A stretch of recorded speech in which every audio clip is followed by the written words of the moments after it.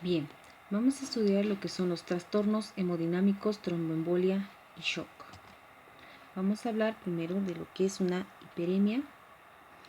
La hiperemia es un proceso activo que se debe a la dilatación arteriolar con el aumento de flujo y entrada de sangre, como sucede en los focos de inflamación. También podemos ver hiperemia en los músculos esqueléticos. A diferencia de la congestión, que va a ser un proceso pasivo, que va a ser por el escaso vaciamiento de la sangre, pero en este caso va a ser una alteración en el flujo sanguíneo venoso. Este será arterial y este será venoso. Entonces, en la hiperemia vamos a ver que el tejido se va a encontrar enrojecido o color rojo.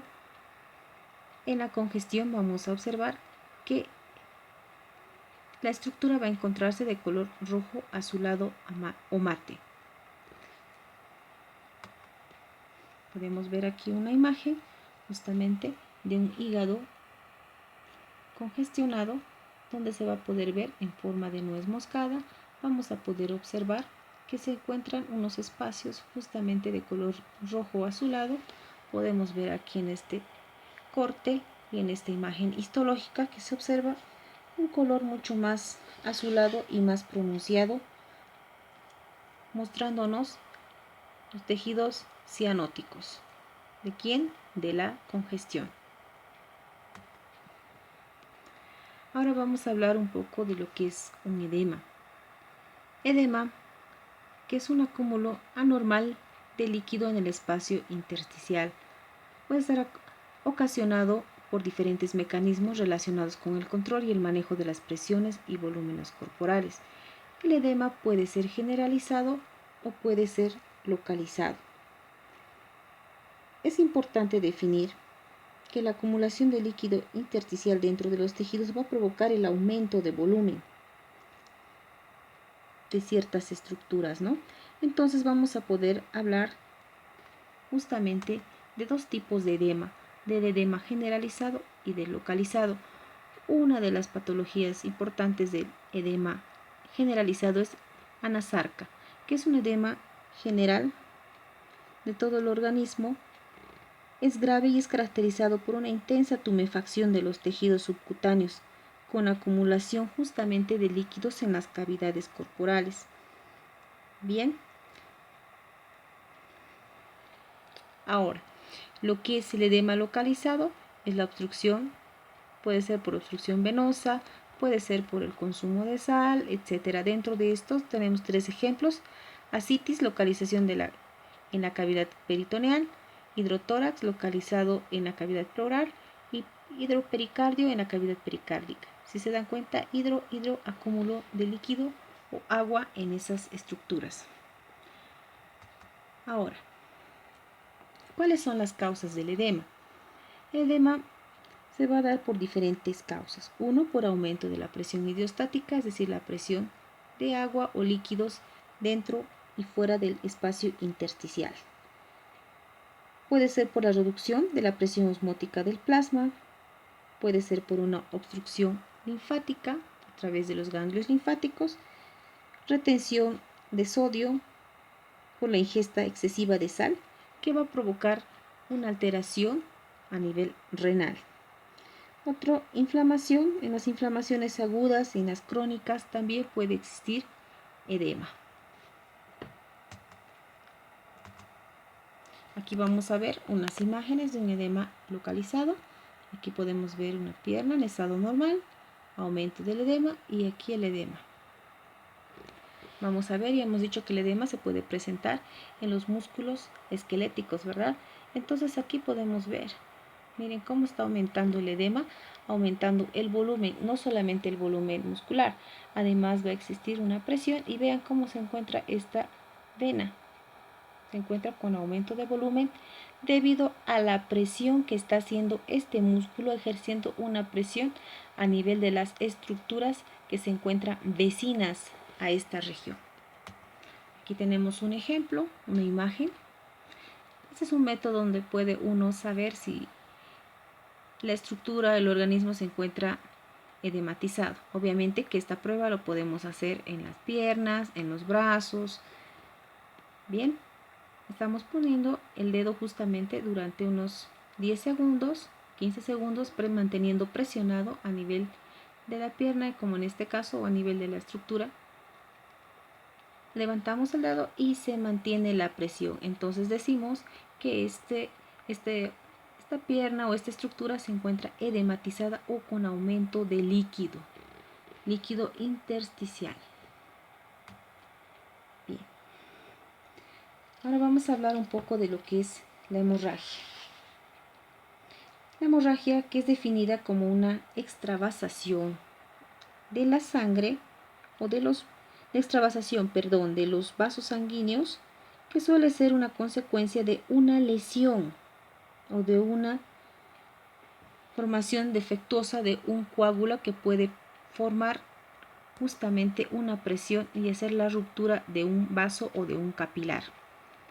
Ejemplo, cuando nosotros nos cortamos el dedo, ahí hacemos la ruptura no solamente del tejido que tenemos en la piel, que estamos hablando de la dermis, la epidermis, etc. También vamos a afectar lo que son los vasos sanguíneos, ¿verdad? Vamos a hacer la ruptura de los capilares y al hacer la ruptura o el corte estamos provocando una hemorragia, que es la salida de sangre de los vasos sanguíneos y de las terminaciones sanguíneas como son los capilares. Ahora, la hemorragia puede manifestarse en diferentes aspectos. Por ejemplo, vamos a hablar de un hematoma.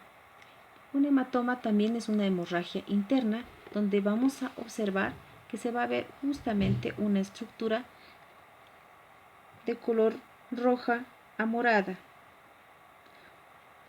Otra característica de las hemorragias, donde puede existir también, es a nivel de los capilares. Vamos a poder ver unos pequeños puntitos que se van a ver en la piel o en la dermis, que va a ser una hemorragia denominada petequias, que son pequeñas hemorragias a nivel generalizado de ciertas estructuras. Por ejemplo, puede existir petequias a nivel de las mucosas, a nivel de la piel, etc. Vamos a ver las equimosis, que son muy parecidas a los hematomas, pero la diferencia de la equimosis es que es un hematoma un poco más profundo y se va directamente a los tejidos subcutáneos más grandes. Son denominados también los famosos moratones. Ahora, las hemorragias que deben tener mucho cuidado son aquellas que se encuentran en los vasos importantes, por ejemplo, a nivel de lo que es la carótida, a nivel de la zona axilar, femoral, subclavia y humeral, donde son vasos justamente importantes, son troncos importantes de arterias y venas, que nosotros debemos tener mucho cuidado en este tipo de hemorragias. Tenemos que realizar, como se ve aquí, un método de compresión directa, porque estos son vasos muy importantes y las hemorragias pueden ser tan severas que pueden llegar a fallecer los pacientes. Ahora bien, hablando de lo que son las hemorragias, vamos a mencionar que la hemorragia depende mucho para que sea una hemorragia muy severa. Depende mucho del volumen de sangre que se pierde, de la velocidad de la misma. Una pérdida rápida de sangre hasta el 20% de la volemia o pérdida lenta, incluso más importante, puede tener una repercusión en los adultos sanos. Bueno, la repercusión en los adultos sanos no va a ser tan grave como en las personas adultas que tienen, por ejemplo, una desnutrición, mala alimentación. Incluso podemos hablar en pacientes que consumen mucho aspirina. En esos pacientes que consumen aspirina, que es un anticoagulante, entonces no se va a producir la coagulación, ¿verdad? Entonces va a demorar y va a haber más hemorragia. En estos pacientes puede ocasionar hasta el shock hemorrágico. Bien, entonces tenemos que tener mucho cuidado en las hemorragias. Les estoy mostrando aquí unos ejemplos de los vasos importantes que tenemos que tener mucho cuidado y realizar la compresión necesaria. Ahora vamos a hablar justamente de lo que es la hemostasia. y la trombosis. Entonces, ¿qué será la hemostasia? Es un mecanismo fisiológico para prevenir la pérdida de sangre o la hemorragia que acabamos de hablar del interior de los vasos y cuando estos han sufrido un traumatismo o lesión, lo que hablábamos de las hemorragias. Entonces, el primer paso para que se produzca o se evite la hemorragia es la hemostasia, que es un mecanismo fisiológico. La hemostasia normal comprende una serie de procesos regulados que justamente van a culminar con la formación de un coágulo de sangre que va a limitar, a cerrar ese espacio por donde está sangrando o está justamente presentándose la hemorragia. Entonces, estos son los siguientes pasos de la hemostasia. Primero va a haber una vasoconstricción local, un depósito y generación de plaquetas y la formación de trombos. ¿Qué va a pasar con estos vasos sanguíneos? Los vasos son estos, ¿verdad? Va a haber vasoconstricción, se van a tratar de cerrar precisamente para evitar la hemorragia. La hemostasia se da en dos tiempos, una primaria y una secundaria. En la primaria existe la presencia de las plaquetas, van a formar justamente el tapón plaquetario, van a tapar este espacio abierto por donde está saliendo la sangre o donde existe la hemorragia. La fase secundaria será donde existen proteínas del plasma y el coágulo de fibrina, es decir, que en la primera etapa van a formar el tapón plaquetario y en la segunda etapa van a estar conformando ya lo que va a ser la cicatrización. Cuando hablamos de fibrina estamos hablando del proceso ya de cicatrización. Aquí seguimos hablando de la hemostasia, que habíamos dicho que es un proceso fisiológico.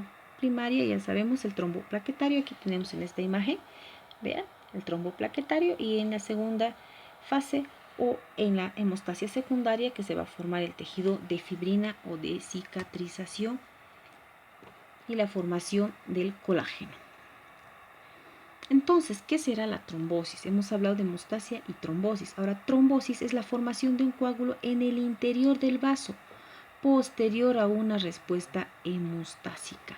Entonces, ya ha habido la presencia del tapón plaquetario, ya ha habido la presencia de fibrina. Entonces, va a venir a conformarse el trombo para terminar de cerrar esta herida o donde se esté conformando la hemorragia.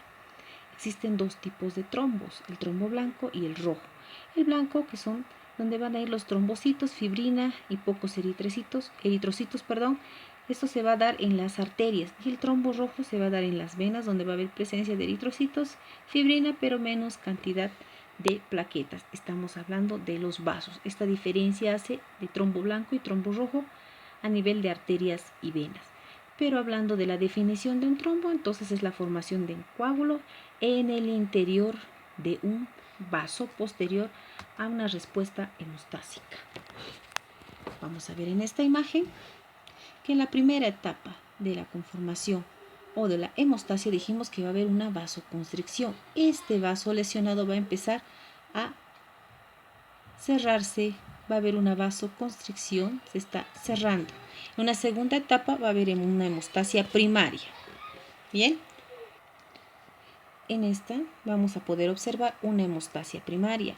Ya estamos viendo que hay la presencia de colágeno. Vamos a ver que va a haber reclutamiento justamente de ¿quién? De plaquetas. Vean. Vamos a ver en la segunda etapa o en la hemostasia secundaria mayor cantidad de plaquetas, pero va a haber aquí tejido fibrinoide. Bien. Y en la cuarta vamos a ver la contrarregulación o la formación de trombos. Vean. Además que vamos a encontrar a los neutrófilos atrapados. Obviamente porque si ha habido aquí una ruptura de un vaso, pueden ingresar microorganismos, ¿verdad? Entonces van a ir los neutrófilos, van a existir los glóbulos blancos que van a venir a eliminar a los microorganismos que quieran ingresar por este espacio. Por eso vamos a encontrar glóbulos blancos, neutrófilos, macrófagos atrapados en esta estructura o en esta conformación del trombo. Aquí podemos ver una imagen justamente del proceso de cicatrización donde un trombo que está pasando justamente por una arteria importante. Ahora, ¿Qué es una embolia? Estamos hablando ahorita de definiciones. Entonces, la embolia, o denominado émbolo, que es la formación de un trombo en la pared de la arteria. Aquí podemos ver, el trombo se desprende y avanza por el torrente sanguíneo. El trombo se detiene en una zona más estrecha de los vasos, bloqueando el flujo sanguíneo. Entonces, el trombo lo que hace es bloquear, va a provocar un bloqueo de la circulación normal. Vean aquí en estos ejemplos, aquí está bloqueando, entonces no va a haber paso. ¿Y qué pasa con la sangre? Va a producirse un retorno, provocando la embolia. Ahora hablamos de lo que es del infarto. Pero antes de pasar a hablar del infarto, vamos a explicar que aquí estamos hablando de una forma de un trombo que se desprende y avanza. Entonces, un émbolo no solamente va a ser de tipo sólido, puede ser un émbolo que puede conformarse por una estructura de tipo grasa, por eso se denomina embolia grasa. Puede ser una embolia de tipo líquida, como el líquido amniótico, que va a provocar igual un taponamiento de un vaso importante, y puede ser una embolia de tipo gaseosa, donde va a conformar unas burbujas de aire dentro de la circulación, también provocando una embolia. Hablando entonces del infarto, vamos a decir que el infarto justamente es un área de necrosis isquémica secundaria a la oclusión del riego sanguíneo del tejido afectado. Es decir, que va a haber una obstrucción, puede ser por un trombo, y va a provocar justamente una necrosis debido a la oclusión arterial, bien, obstrucción de este flujo. Es decir, que si tenemos esta estructura, va a provocar aquí, va a venir un émbolo, me va a obstruir justamente el paso del riego sanguíneo y me va a provocar lo que es el infarto, ya que me va a provocar una necrosis, una oclusión de la circulación.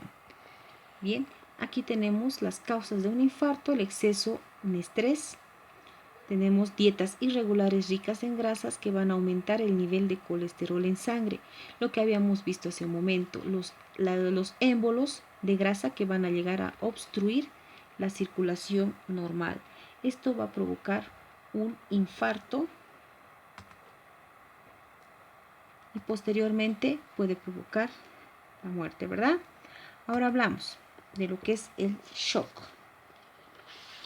El shock, que es un estado de disminución del gasto cardíaco o gasto cardíaco reducido. Vamos a ver que hay resistencias periféricas totales disminuidas, frecuencia cardíaca inadecuada, volumen sistólico reducido. Vamos a ver que va a haber taquicardia, puede producirse una bradicardia, taquicardia que es el aumento de los latidos y la presión sanguínea, y la bradicardia es la disminución de los latidos o disminución de la presión arterial. Vamos a ver volumen sistólico reducido, va a haber un fallo en el llenado cardíaco, fallo en la salida de la sangre a nivel del corazón, estamos hablando, volumen sanguíneo insuficiente. Entonces, el shock se va a dividir en shock cardiogénico, shock hipovolémico y el último que será el shock séptico, que es el más grave. Shock cardiogénico, que estamos hablando, un shock que se produce a nivel de lo que es el corazón, justamente a través del gasto cardíaco. El shock hipovolémico, que justamente se debe al bajo gasto cardíaco, pero secundario por pérdida de volumen de sangre o plasma. O sea que este será el shock primario, shock hipovolémico será secundario, y el último que será el shock séptico, que justamente se activa por infecciones microbianas generalizadas. Bien, y se asocia con síndrome de respuesta inflamatoria sistémica grave. Esto se debe más a la presencia de los microorganismos que se van a encontrar justamente en todo el organismo. Van a disminuir las defensas de los pacientes, se va a hacer una infección mucho mayor que va a provocar y llevar a la muerte de los pacientes. La clasificación del shock según la gravedad: shock compensado, descompensado y reversible. El que hemos visto, el primero, será el shock compensado, donde funcionan justamente mecanismos homeostáticos, se mantiene la perfusión de órganos vitales y la tensión arterial.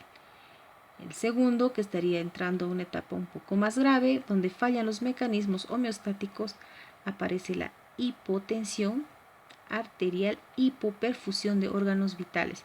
Y el tercero, que será el shock séptico, que es irreversible, daño irreparable de órganos vitales y la disminución multiorgánica, es decir, que los órganos ya no van a estar funcionando como antes al 100%, tal vez estarán funcionando un 20%. Entonces las probabilidades de vida son muy lejanas en el shock séptico. Como ya mencionamos, que está más relacionado con los microorganismos a nivel generalizado. Bien, es hasta ahí lo que vimos en cuanto a lo que es el estudio de trastornos hemodinámicos, tromboembolia y shock. Gracias.